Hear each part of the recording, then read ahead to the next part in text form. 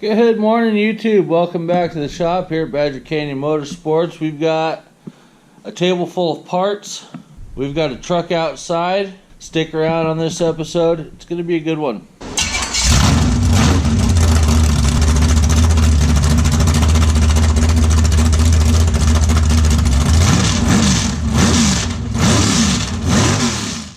Alright, so we've got a table full of parts for this here truck. This is my 94 F150 four-wheel drive. Originally purchased in Alaska. Pops drove it down from Alaska when we moved down here. It's been in the family its entire life. And today we're going to show it a little bit of love. Yeah, rip it. Alright, so this old girl, suspension is a little bit worn out. Bushings are a little bit worn out. So I went online to Energy Suspension and not Mountain Dew, ordered their Hyperflex polyurethane bushing kit, and I got the kit for the entire truck. So front axles, front radius arm, body mount bushings, and rear leaf spring bushings. The entire vehicle comes in this kit. But I've got a rear spring that has a broken leaf in it. I was wanting to get new springs for the back. Unfortunately, a whole new spring setup from like O'Reilly's or anything is going to cost well over $500 just for the springs, not to mention shocks and all that.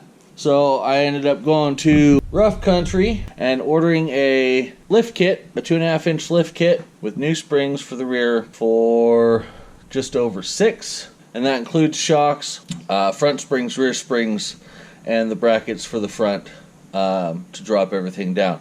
So that's what we're going to be doing today. We're going to start with the front because it's going to be the hardest to do. We need to install new axle pivot bushings, springs, shocks, and the bracketry from Rough Country for the front end. The rear is going to be real simple. We're just going to go ahead and install new springs and new shocks and call it good at that. So let's get this thing up in the air and get it started.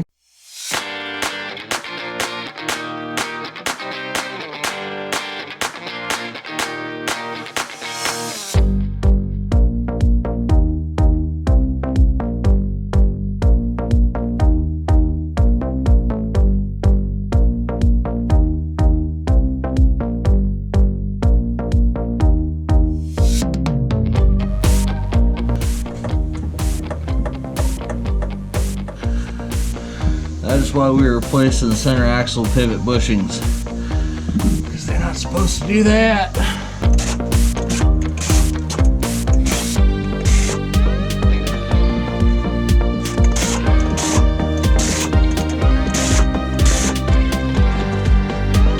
You can see right there how lopsided that bushing is, and then we go back here.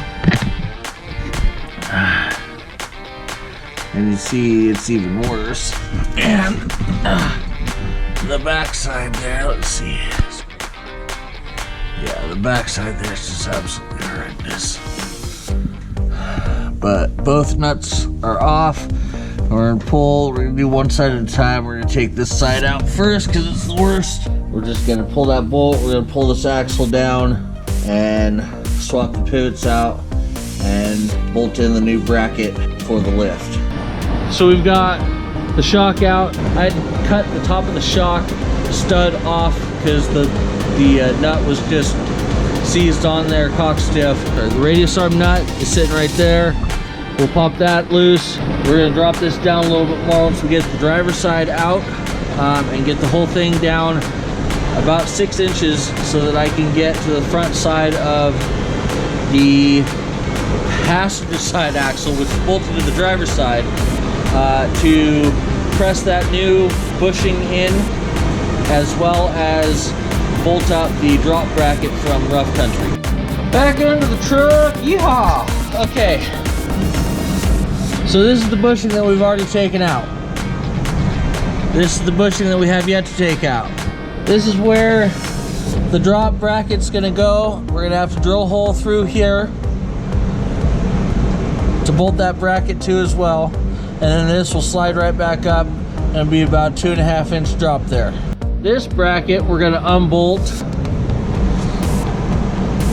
and bolt the new one that drops it down up in its place. And we'll have to drill these 2 holes through that so that this new one will bolt in. So we've already pressed the centerpiece out, that piece in this guy. So now we're gonna go that and replace this, and that'll locate itself right there. We're gonna go ahead and push the rubber piece out because the rubber piece didn't want to come out.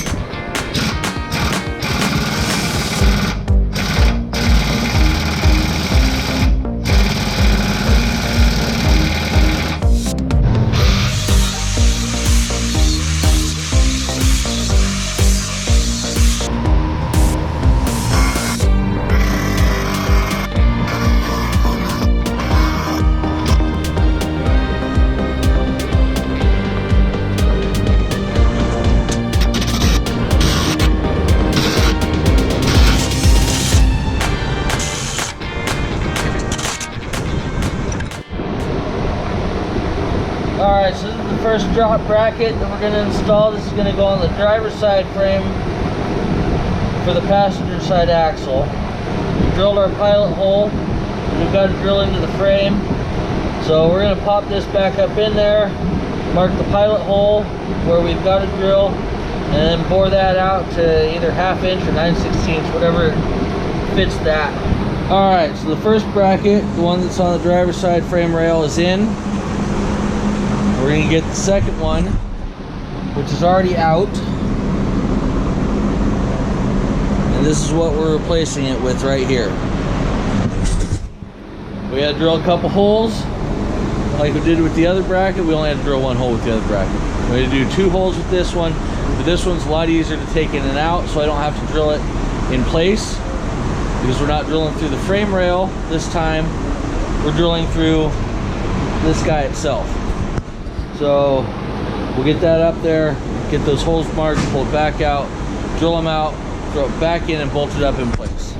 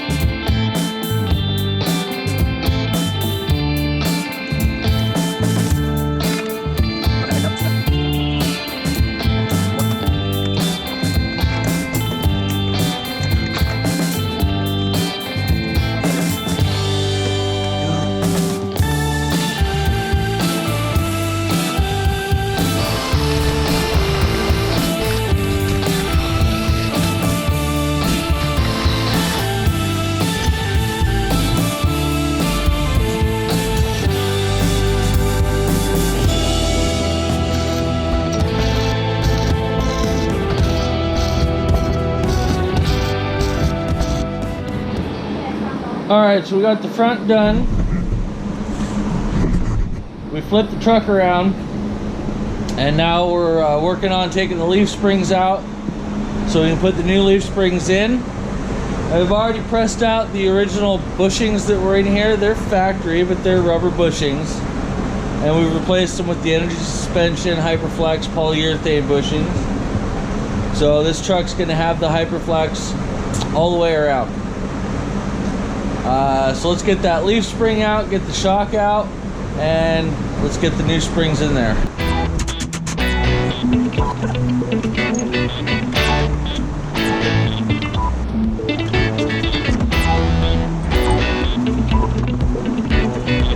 Man, that last one fought me hard. The bushing on the shackle was rusted to the bolt, so I ended up cutting it out to get the shackle out, take the spring out. It's been a long day, but we're almost halfway done with the back. Let's keep going.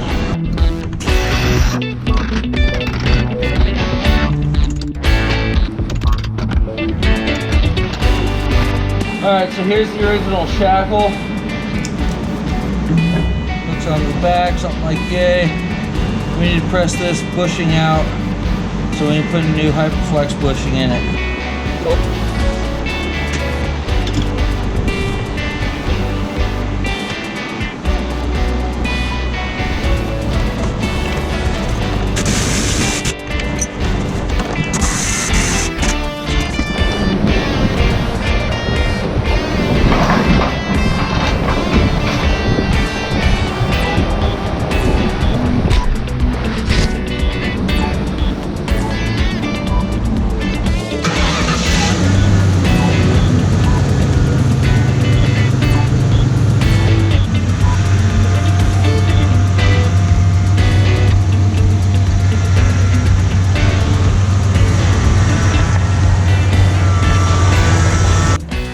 So now that we've got the truck lifted, you're gonna look at my tires and say, man, Grib, those are some bald ass worn down tires. And yes, they are.